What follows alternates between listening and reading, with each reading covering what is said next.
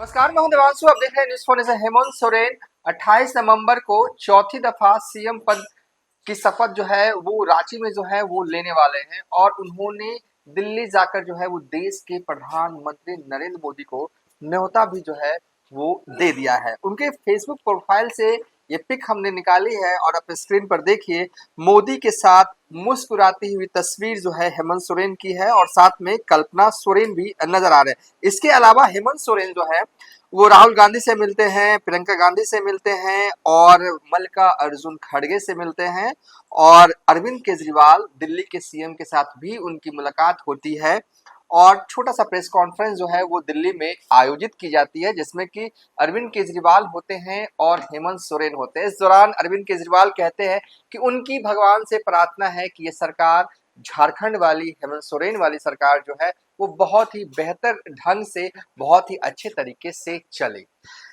इसके अलावा इंतजार हो रहा था कि हेमंत सोरेन जो है वो आरजेडी के राष्ट्रीय अध्यक्ष लालू प्रसाद यादव से मिलने पटना भी आएंगे, उन्हें भी न्योता दिया जाएगा।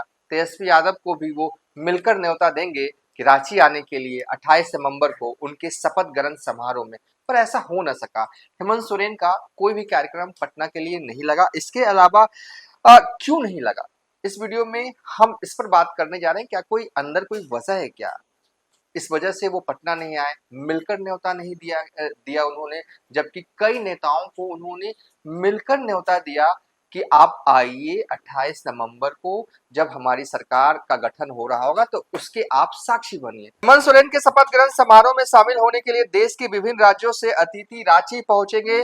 पश्चिम बंगाल की मुख्यमंत्री ममता बनर्जी, पंजाब के मुख्यमंत्री भगवत मान, तमिलनाडु के उप मुख्यमंत्री उदयनिधि स्टालिन और आप पार्टी के प्रमुख अरविंद केजरीवाल और उनकी पत्नी सुनीता केजरीवाल भी जो है वो शपथ ग्रहण समारोह में पहुंचेंगी रांची और स्वीकृति भी जो है उन लोगों की तरफ से जो है वो दे दी गई है। राज्य सरकार ने इन सभी गणमान्य लोगों को राजकीय अतिथि घोषित किया है। मंत्रिमंडल समन्वय विभाग ने इससे संबंधित आदेश जारी कर दिया है। सभी अतिथि 28 नवंबर को रांची आएंगे और शपथ ग्रहण समारोह में शामिल होकर उसी दिन लौट जाएंगे। शपथ ग्रहण समारोह में कांग्रेस, राजद और माले के वरीय नेताओं की भी पहुंचने की संभावना है। हालांकि अब तक इसकी स्वीकृति राज्य सरकार को जो है वो प्राप्त नहीं हुई है। जिन अन्य नेताओं का शपथ ग्रहण समारोह में आना संभावित है उनमें माले के महासचिव दीपांकर भट्टाचार्य, हिमाचल प्रदेश के सीएम सुखविंदर सिंह सुक्खू, तेलंगाना के सीएम रेवंता रेड्डी, कर्नाटक के मुख्यमंत्री सिद्धरमैया, तेलंगाना के डिप्टी सीएम मल्लू भट्टी व बिहार विधान सभा में विपक्ष के नेता तेजस्वी यादव जो हैं वो शामिल हैं। हेमंत सोरेन और उनकी पत्नी कल्पना सोरेन ने दिल्ली में जाकर पीएम मोदी, अमित शाह, राहुल गांधी, अरविंद केजरीवाल से मिलकर उन्हें शपथ ग्रहण समारोह में शामिल होने का न्योता जो है वो दिया है। तो कुल मिलाकर ये कह सकते हैं कि जिन लोगों ने अपना कंफर्मेशन कर दिया है कि वो रांची आ रहे हैं हेमंत सोरेन के शपथ ग्रहण समारोह में, वो है ममता बनर्जी आएंगी, पंजाब के मुख्यमंत्री भगवत मान आएंगे, तमिलनाडु के उप मुख्यमंत्री उदयनिधि स्टालिन आएंगे और आप पार्टी के प्रमुख अरविंद केजरीवाल अपनी पत्नी सुनीता केजरीवाल के साथ रांची पहुंचेंगे। इन लोगों ने अपना कंफर्मेशन जो है वो दे दिया है। कंफर्मेशन किन लोगों की तरफ से नहीं आएगी, लेकिन ये लोग संभावित है कि जरूर आएंगे। जैसे कि आप तेजस्वी यादव को भी जाएंगे, दीपांकर भट्टाचार्य भी जाएंगे। इसके अलावा तेलंगाना के सीएम रेवंता रेड्डी के भी जाने की संभावना है और कर्नाटक के मुख्यमंत्री सिद्धारमैया के भी जाने की जो है वो संभावना है। लालू प्रसाद यादव से क्यों नहीं मिलने आए हेमंत सोरेन? क्या कोई नाराजगी रही अंदर से? क्या इंटरनल तौर पर जो मंत्री पद को लेकर कहा जा रहा था कि दो मंत्री चाहिए, तेजस्वी यादव को डिमांड किया है, क्या ये एक वजह रही इसलिए हेमंत सोरेन पटना नहीं आए? इस पर हम विस्तार से बात करेंगे, लेकिन इसके अलावा भी अगर आपको बता दें कि हेमंत सोरेन ने कर्नाटक के सीएम सिद्धरमैया को, बंगाल के सीएम ममता बनर्जी को और कश्मीर के सीएम को भी जो है वो न्योता जो है वो भेजा है। और ऐसे में जब ये न्योता भेजा जा रहा था तब ये कहा जा रहा था कि लालू यादव से भी मिलने के लिए हेमंत सोरेन पटना आएंगे। पटना तो ना आ सके, इसकी वजह पर अगर गौर फरमाएंगे तो इस बीच जब से रिजल्ट आए हैं बीते 23 नवंबर को, उसके बाद से ही चर्चा का बाजार गर्म था कि तेजस्वी यादव ये चाह रहे हैं कि इस बार दो मंत्री पद जो है वो हेमंत कैबिनेट में आरजेडी कोटे से मिले। पर अब तक जो मिल रही प्राप्त हो रही जानकारी के हिसाब से आरजेडी कोटे से सिर्फ एक ही मंत्री जो है वो बनने जा रहा है। वो 28 नवंबर को शपथ लेंगे या नहीं लेंगे, इस पर भी संशय है। कहा जा रहा है कि हेमंत सोरेन जो है वो शपथ लेंगे, इसके अलावा उनके साथ 2-3 मंत्री शपथ लेंगे, फिर बाद में जो है वो मंत्रिमंडल का विस्तार जो है वो किया जाएगा। जो जानकारी हमें मिल रही है, नाराजगी तो नहीं है, हालांकि हेमंत सोरेन और लालू यादव के बीच में फोन पर बातचीत हुई है। टेलीफोनिक बातचीत के जरिए हेमंत सोरेन ने लालू यादव को जो है वो बुलाया है रांची, और साथ में तेजस्वी यादव को भी जो है वो रांची जो है वो बुलाया है। वो इसलिए नहीं आ सके क्योंकि समय नहीं था, फिर दिल्ली से पटना वो आते, फिर पटना से रांची जाते, क्योंकि समय की कमी के वजह से। हवाला देते हुए हेमंत सोरेन ने बताया भी और फोन पर कि लालू यादव को कि समय की कमी की वजह से वो चाहते थे कि मिलना, वो पटना आकर न्योता देना चाहते थे, लेकिन समय की कमी की वजह से हेमंत सोरेन जो है वो पटना ना आ सके, तो फोन के जरिए ही लालू प्रसाद यादव को जो है वो न्योता जो है वो दे दिया है। चार खूबसूरत तस्वीरें इस वक्त आप स्क्रीन पर जो देख रहे हैं, एक अरविंद केजरीवाल के साथ, एक पीएम मोदी के साथ, एक राहुल गांधी के साथ, ये तस्वीरें मिलकर न्योता जो है इन नेताओं को दिया गया। कई और भी नेता रहे जिनको हेमंत सोरेन मिलकर न्योता देना चाहते थे लेकिन नहीं दे पाए। जैसे कि आप ममता बनर्जी को ही रख लीजिए, कर्नाटक के सीएम सिद्धरमैया को ही देख लीजिए। हेमंत सोरेन चाहते थे कि इनको भी मिलकर न्योता जो है वो दिया जाए लेकिन नहीं दे सके। लालू यादव को भी चाहते थे हेमंत सोरेन की मिलकर न्योता दें लेकिन नहीं दे सके। उनकी बातचीत फोन पर जो है वो लालू यादव से हुई है। इसके अलावा हेमंत सोरेन की बातचीत जो हमारे पास जानकारी है पप्पू यादव से भी हुई है, और पप्पू यादव की ग्रैंड एंट्री जो है वो रांची में होने वाली है, क्योंकि पप्पू यादव ने 13 विधानसभा सीटों पर झारखंड में चुनावी प्रचार किया और 10 में हेमंत सोरेन जो है वो जीत जाते हैं। चुनाव के दौरान जहां जहां हेमंत सोरेन ने कहा और जैसे जैसे हेमंत सोरेन ने कहा उस तरीके से जो है वो इंडिया गठबंधन के लिए प्रचार करते हुए नजर आए। पप्पू यादव रांची में प्रेस कॉन्फ्रेंस भी करते हैं। पप्पू यादव कांग्रेस मुख्यालय में, फिर राहुल गांधी के साथ जमशेदपुर में मंच भी साझा करते हैं पप्पू यादव। फिर कल्पना सोरेन के साथ एक रोड शो भी करते हैं पप्पू यादव।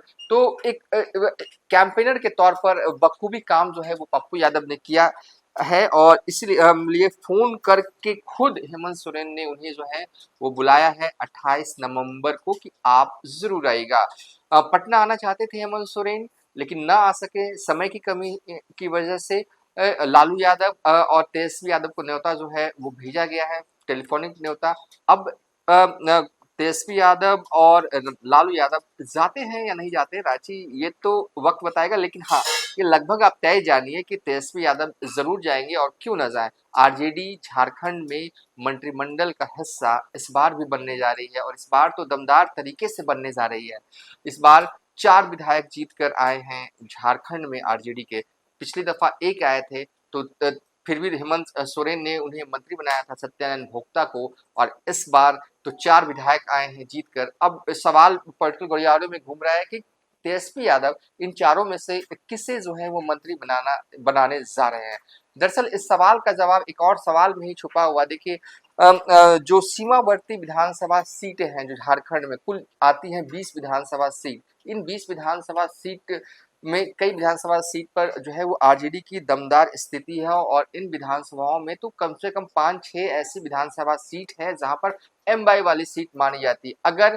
अगर वो चाहते कि बाई नाराज ना हो तो किसी संजय यादव को बनाएंगे, लेकिन अगर वो चाहेंगे कि देवघर वाले इलाके में, उस साइड इलाके में पार्टी जो है और मजबूत हो, तो सुरेश पासवान को जो है वो मंत्री बना सकते हैं। अपना नफा नुकसान जो है जो तेजस्वी यादव इस वक्त कैलकुलेट कर रहे होंगे, और जो भी हो कल तक तस्वीरें साफ हो जाएगी कि सुरेश पासवान मंत्री बनेंगे झारखंड में कि बनेंगे संजय यादव, गोड्डा वाले या हुसैनाबाद वाले संजय यादव। ये सब कुछ क्लियर कल तस्वीर हो जाएगी, इसलिए अभी हम कोई भविष्यवाणी नहीं करेंगे कौन मंत्री बनने जा रहा है, क्योंकि इस पे भी क्योंकि क्लियर नहीं है। अंदर से जो खबरें आ रही है कि अभी डिसीजन लिया जो है वो नहीं गया है, तो अभी फायदे दिख रहे हैं।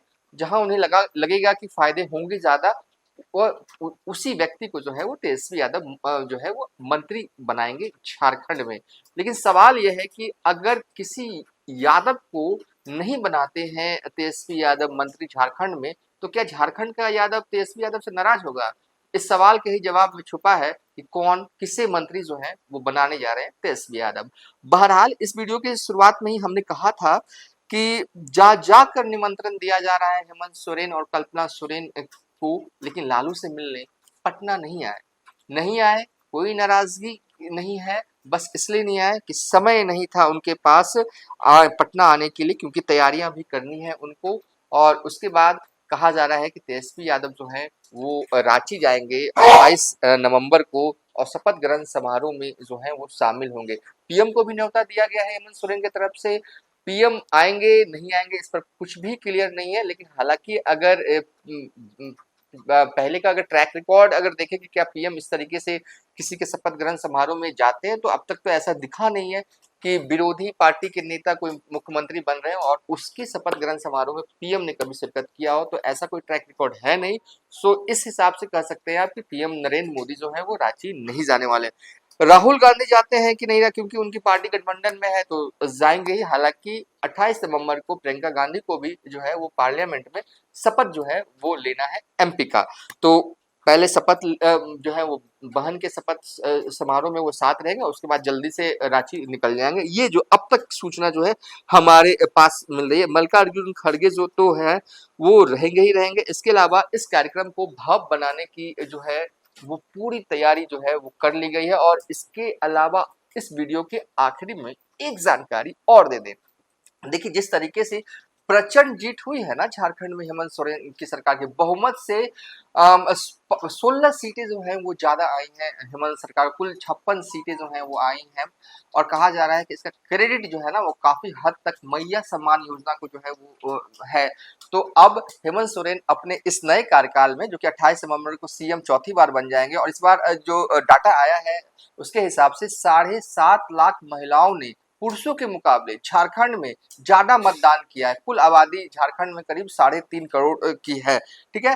और अब कहा जा रहा है कि मैया सम्मान योजना के बाद जो ये नया मंत्रिमंडल का गठन होगा उसमें हेमंत सोरेन जो है सबसे पहला जो काम करेंगे वो मैया के बाद अब भैया सम्मान योजना जो है वो लाने वाले हैं हेमंत सोरेन। और इसकी जानकारी जो है वो देवघर वाले आरजेडी के विधायक सुरेश पासवान ने दी है। फिलहाल इस वीडियो को यहीं पर बाइंड अप कर रहे हैं। अभी तक के लिए इतना ही।